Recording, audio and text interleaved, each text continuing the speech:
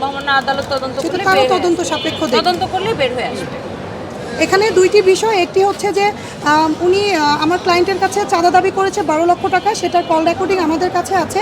আমরা কল রেকর্ডিংটি সেটি আমরা কোর্টে সেটি আমরা সাবমিট এবং করেছি। গাড়ির 12 লক্ষ টাকা এবং একটি গাড়ি আমরা সেটি আদালতে সাবমিট করেছি। আর দ্বিতীয় বিষয়টি হচ্ছে আমার ক্লায়েন্টের বিয়ে হয় মৃত সাদাত রহমানের সাথে 2018 সালে।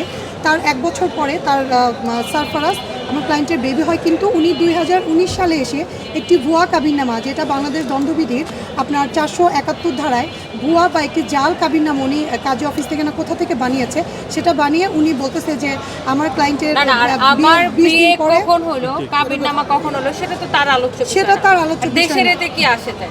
আমি এই প্রশ্নটা আমি আসতেছি, এই যে কথায় কথায় সে বিয়ে করেছে, সে ভাইকে কথা দিয়েছিল সে বিয়ে করবে না, সে তাদেরকে কি বলতে চান আসলে? সেটা তো আমার পারিবারিক বিষয়, সেটা তো তার কিছু। আচ্ছা, কে বিয়ে করবে না করবে, একটা জিনিস মনে রাখবেন যে আমরা সেলিব্রিটির পরেও কিন্তু আমাদের নিজস্ব একটা পার্সোনাল লাইফ আছে।